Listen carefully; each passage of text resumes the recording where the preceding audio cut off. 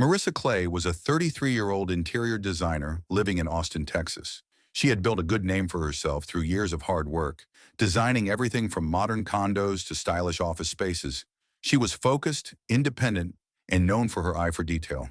But she kept her personal life quiet, guarded even. After one failed engagement years ago, she didn't rush into love. That changed the day she met Jacob Rensley. Jacob walked into her life during a high-end office renovation project for a finance firm. He wasn't part of the design team. He was a finance executive, sleek and confident, sent by corporate to oversee budget matters. He introduced himself with a warm smile, a firm handshake, and a voice that made her pause. He wasn't just good-looking, he was magnetic. Sharp navy suit, expensive watch, a subtle cologne that lingered in the air. But what struck her most was how attentive he was, not just to her designs, but to her words. He listened, really listened. At first, their meetings were strictly professional. Jacob asked smart questions, showed genuine curiosity in her work, and always made time to compliment her vision. But soon, small talk turned to coffee breaks. Coffee breaks turned into long evening phone calls. Before she knew it, she was laughing at his jokes over dinner and letting him into parts of her world she hadn't opened to anyone in years. He made her feel seen, wanted, respected. Their chemistry was instant, undeniable. Friends and colleagues started to notice the change in her, how she smiled more, how she talked about things outside of work again. Jacob wasn't just charming, he seemed sincere. He shared stories of his childhood in Atlanta, how he worked his way up the finance ladder, how he admired independent women like her. He even mentioned wanting something real, serious, long-term. Marissa, who once guarded her heart like a fortress, started letting her walls down. She found herself imagining a future with him, one filled with quiet mornings, shared projects, maybe even a family. Jacob was everything she thought she'd been waiting for. Smart, driven, funny, and incredibly supportive. He praised her work, encouraged her goals, and always made her feel like she was the only woman in any room. Everything felt right, almost too right. But in the moment, Marissa didn't question it. She had finally met someone who matched her energy, her pace, and her dreams. After years of keeping her heart at arm's length, she thought maybe, just maybe, Jacob Rensley was the one who could finally hold it without breaking it. She had no idea what was coming next. Marissa and Jacob's relationship quickly turned into something serious. They started dating openly, and their connection only grew stronger. Jacob was thoughtful and romantic, surprising her with flowers at her office, cooking her dinner after long days, and planning weekend trips that made her feel like she was finally living the love story she had waited for. He told her he was divorced, had no children, and was ready to build something meaningful again. His honesty and emotional availability made it easy for Marissa to trust him. They fell into a rhythm. He would bring her coffee in the mornings, text her sweet notes during meetings, and always made her feel like she was his #1 priority. On her birthday, he gave her a necklace with a tiny house charm and said, "For the home we'll build together." Marissa's heart melted. It wasn't just talk. He was fully present in her life. He met her friends, attended her design shows, and even joined her at a family barbecue where he impressed everyone with his charm and politeness. Marissa had never felt so sure. She believed in him, his words, his promises, his future plans. It wasn't just about love anymore. It was about building a life. She even started designing their future home together, sketching floor plans on her tablet, dreaming of a cozy reading nook for him, a big kitchen for them to cook in, and a nursery, just in case. Jacob would smile and say, "That's perfect. I can see it too." They started house hunting casually, walking through neighborhoods in Austin and imagining their future together. Jacob would point at a front porch and say, "That's where we'll drink wine at sunset." Marissa believed every word. She had never felt so safe, so certain. They had conversations about joint accounts, merging schedules, even looking for land outside the city. Every time she brought up long-term plans, he seemed excited, invested, like he wanted it just as badly. She started introducing him as her future husband. He never corrected her, never hesitated. And with each passing day, she let herself believe more and more that she had finally found her forever person. Her work improved, her life felt brighter, and she finally allowed herself to dream big again, not just in her career, but in love. Jacob was at the center of it all. To her, this wasn't just another relationship. It was a foundation, a beginning. She had opened her world to him completely. What she didn't know was that behind his perfect smile and sweet words, Jacob was hiding something that would shatter everything. At first, Marissa didn't think much of it. Jacob always had smooth explanations. When she tried to tag him in photos on social media, he'd gently laugh it off and say, "I just like to keep things private. Work stuff, you know." He worked in finance, so it made sense to her. High-profile clients, confidentiality. It sounded reasonable, but still, something about it felt off. Every post they shared was either a picture of her or of them together without tagging him. Her friends noticed. They asked questions. She defended him, brushing it off as just his personality.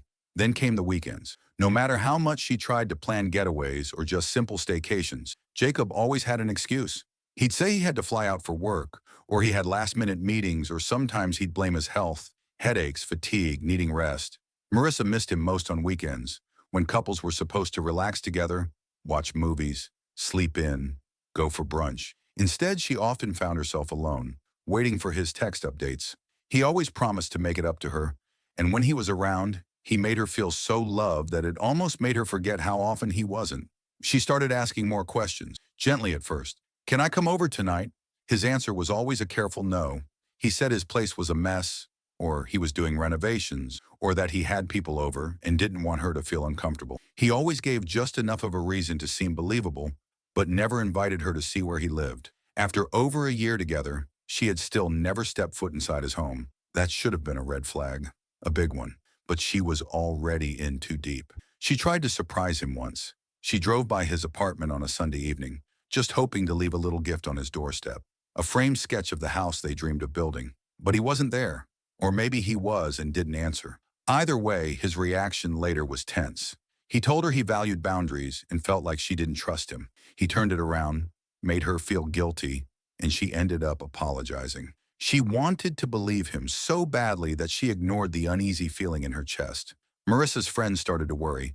They said it wasn't normal, that love should be open, not hidden. But she defended him again and again. She didn't want to believe the man she loved could be lying. Every time doubt crept in, Jacob would show up with a sweet gesture, a kind word, a kiss that felt like a promise.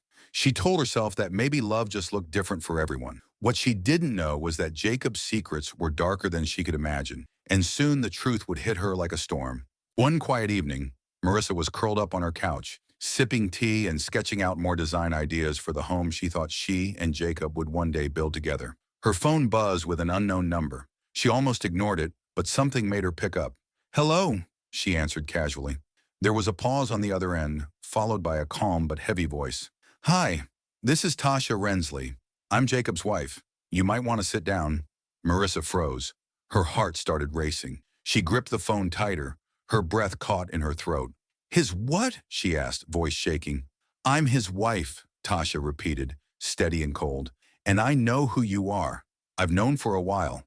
Marissa couldn't speak. Her mind was spinning, her stomach turning. She stood up and sat down again, trying to make sense of what she was hearing. "That's not possible," she whispered. "He told me he was divorced." "Well, he's not," Tasha said bluntly. "He comes home to me and our two kids every weekend. That's why you never see him. That's why you're never allowed at his house. I found your messages. I saw the photos. I waited to call because I wanted to be sure." Every piece of Jacob's story began to fall apart in Marissa's mind like a house of cards. The refusal to be tagged, the secretive weekends, the constant excuses. None of it had been for privacy or work. It was because he was living a double life, a lie. Tasha's voice didn't shake. "I'm not calling to fight. I just thought you deserved to know who he really is. I've dealt with his cheating before, but this time he went too far. You were designing a home with him, weren't you?" Marissa swallowed hard. "Yes," she said quietly. "Well," Tasha replied, "that's funny because we're also renovating ours. He's been using the same ideas." Marissa felt like the air had been knocked out of her. The man she loved, trusted, and planned a future with. He was a married man with children, living a second life, using her ideas, her love, and her dreams like props in a twisted game. Tasha ended the call with a final blow. "I'm leaving him. Do what you want with this information, but now you know the truth. Good luck." Marissa sat there in silence, her tea now cold, her heart shattered. Everything she believed in for the past year was a lie. The man she thought was her future was someone else's husband, and the life she had built around him, every smile, every plan, every word, meant nothing. But that call didn't just break her, it woke her up, and what she did next would change everything. Marissa sat in stunned silence long after the call ended, her mind replaying every word Tasha said. Her heart ached, but the pain quickly gave way to something hotter: rage. She opened her email, scrolling back through the sweet messages she'd sent Jacob. All the plans, all the love, all the photos of them together, laughing, hugging, kissing. Now she knew they hadn't been private moments. They had been stolen ones. Tasha had seen them all. Marissa felt exposed, used, and humiliated. She couldn't stop shaking. The man who held her hand while they picked paint swatches, the man who promised her a life together, had been lying with every breath. And the worst part, she wasn't even the first. Tasha told her about other women too, about the same pattern. Charming, secretive, always unavailable when it really mattered. Jacob was a serial liar, and Marissa had been played like the rest. She thought about all the times she'd blamed herself, when he didn't show up for dinner, when he ignored her calls on weekends, when he brushed off her need for reassurance. She had thought maybe she was too needy, too emotional, asking for too much. But now she knew he was hiding his whole life. She hadn't been paranoid. She had been right. Tasha's words echoed in her head.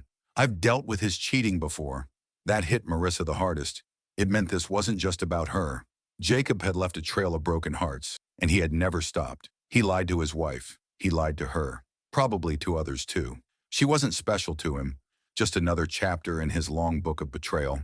The fury inside her grew stronger. She had invested so much of herself in this man. Her time, her love, her dreams.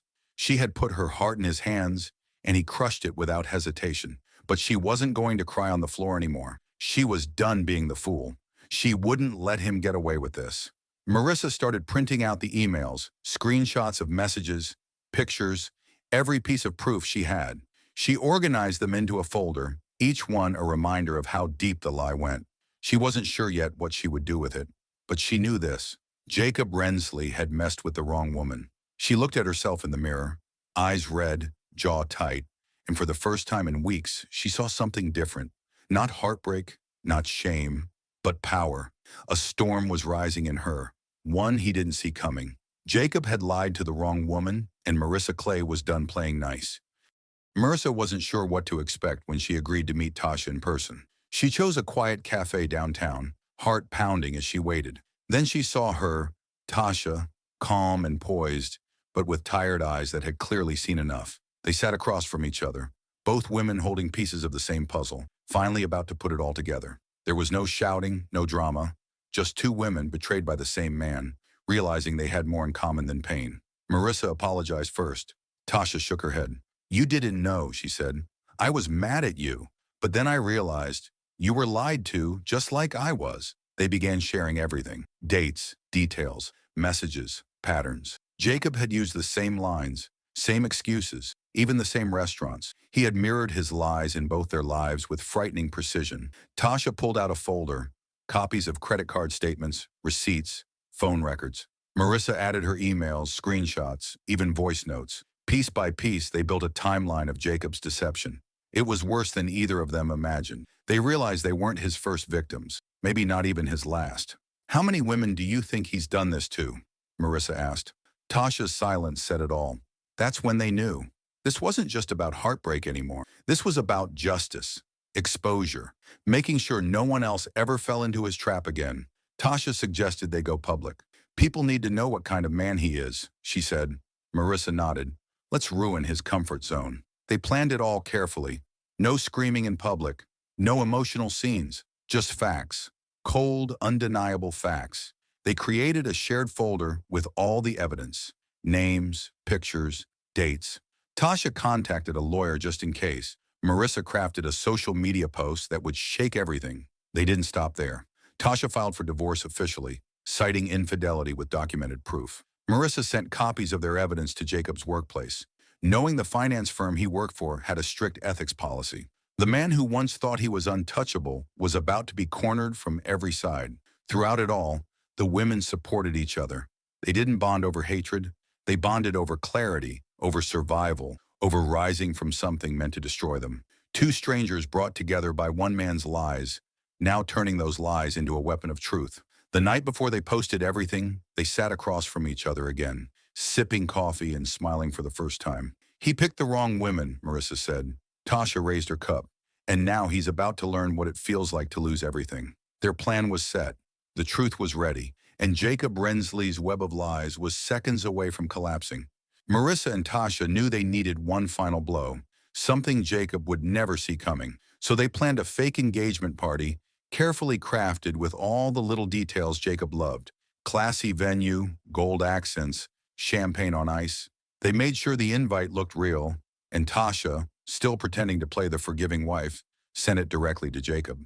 He took the bait instantly, thrilled that his mess seemed to be cleaning itself up. What he didn't know was that the guest list was full of people who deserved to know the truth. His boss, top clients, close friends, even co-workers who admired him. Everyone he was trying so hard to impress. The day arrived. The venue buzzed with quiet conversations and clinking glasses. Guests looked around, expecting to toast love, not lies. Marissa wore a calm smile, standing at the entrance in a sleek black dress, the opposite of bridal white. Tasha stood by the cake table, her eyes sharp and ready. They had rehearsed every second. Then the doors opened, and Jacob walked in, all charm and confidence, holding a bouquet and flashing that same rehearsed smile. He looked around, expecting applause or a toast. Instead, silence greeted him. Confused, he took a step forward. Then he saw them, Marissa on one side, Tasha on the other, both staring directly at him. "Surprise," Tasha said, her voice cold. Before Jacob could speak, a screen lit up behind them. One by one, screenshots began to appear. His text messages, romantic photos, overlapping timelines. Gasps rippled through the room. Some people turned to look at Jacob in shock, others in disgust. His boss, a stern-faced man in a gray suit, stood with his arms crossed. A few clients quietly slipped their phones out, already recording. Jacob stammered, tried to explain, but Marissa stepped forward and cut him off. "This is the truth, Jacob. The truth you tried to hide behind charm and fake promises. We're done being silent." Tasha followed. "I stayed quiet too long. Made excuses for you. Not anymore. Everything was laid bare. His lies, his manipulation, his double life. No one came to his defense. He had built his life on deception, and now that foundation was crumbling beneath him." His boss walked out without a word. One of his biggest clients tore up a contract and left. Jacob stood frozen, pale, destroyed in the one place he thought he was safe, his carefully built reputation. By the time the slideshow ended, Jacob had nowhere to look. He turned to leave, but no one moved to stop him. They didn't need to. His downfall was complete. Marissa and Tasha didn't cry. They didn't yell. They just stood there, proud and steady, finally free. The trap was set, the truth delivered, and Jacob Rensley had just attended his own social funeral.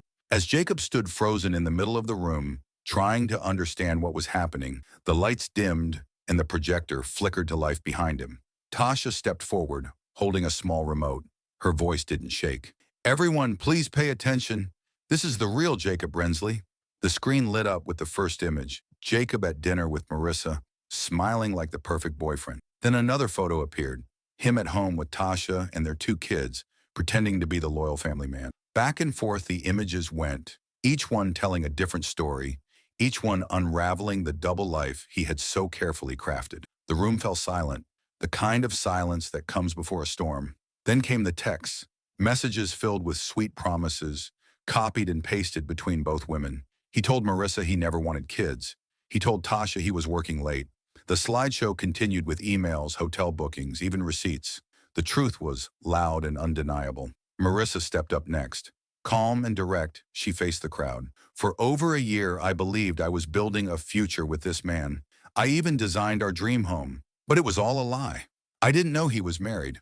I didn't know about Tasha until she called me." She turned to Jacob, her eyes steady. "You lied to both of us, and now the truth is finally louder than your charm." Jacob opened his mouth, maybe to deny it all, maybe to beg. But before he could speak, his boss stepped out of the crowd. "Jacob," he said, voice sharp and cold, "this isn't just immoral, it's unethical. You used company resources to cover your lies. You put our reputation at risk." He pulled a folded paper from his coat pocket. "You're done here. Effective immediately." He handed Jacob the paper and walked out, not even waiting for a response. Whispers filled the room. One by one, clients gathered their things. Some shook their heads in disappointment. One woman, a high-profile investor, paused in front of Jacob. "I trusted you with my money. That will never happen again." Then she walked out too. Within minutes, half the room had cleared. Jacob just stood there stunned, humiliated. Everything he thought he had control over, his career, his marriage, his image, was gone, and it all fell apart in one night. Marissa and Tasha didn't say anything more. They didn't need to. Their silence said it all.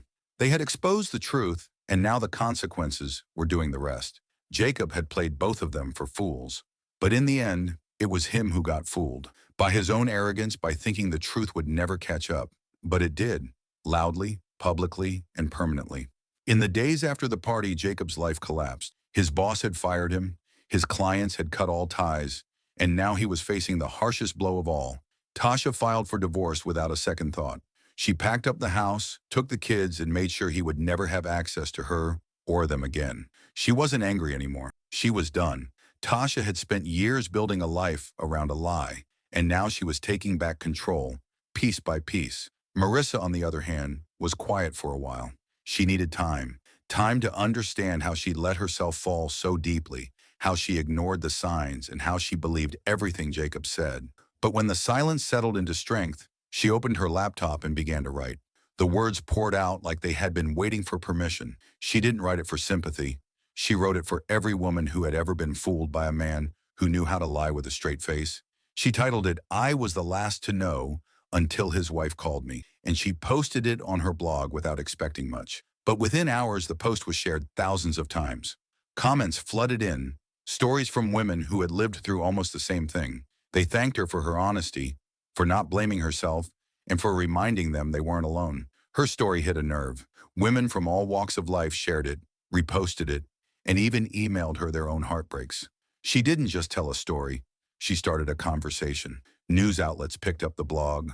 Podcasts invited her to speak. And what started as heartbreak turned into a platform. Marissa didn't hold back. She talked about emotional manipulation, red flags, the importance of listening to your gut.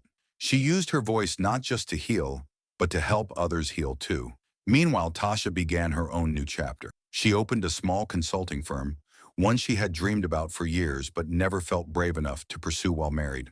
She and Marissa stayed in touch, not as victims, but as survivors who had turned pain into power. They didn't talk about Jacob anymore. He didn't matter. Jacob faded into the background. No job, no family, no more lies to tell. The world had moved on without him, but Marissa and Tasha, they were thriving, stronger, smarter, and far more aware of their worth. What was meant to break them became the very thing that rebuilt them.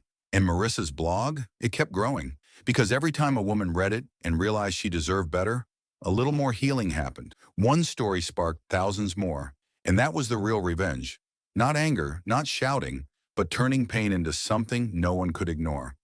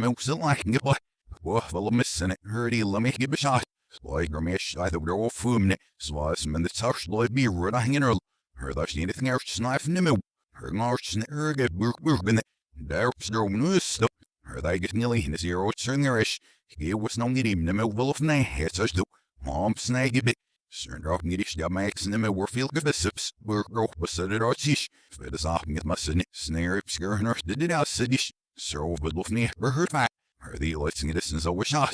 There's the never back to no we net or self but a serum him. He'll go girl I said by me keep good but crowd and the fellow there's the dough in the worms and so I thought the kind of there were it's an all the way these dear bangerish. Says yeah but the draw her off but serum. Well off and nearly in this now singing on what yeah now he thirsted the yeah such none. Here which soul for life did her no with. Wait go but her fauna the white steer she'll buff bridge the minute. This nest is no more stock the all of the serum. Her afraid the little mix of fell. Her shot in the serum roof. Say,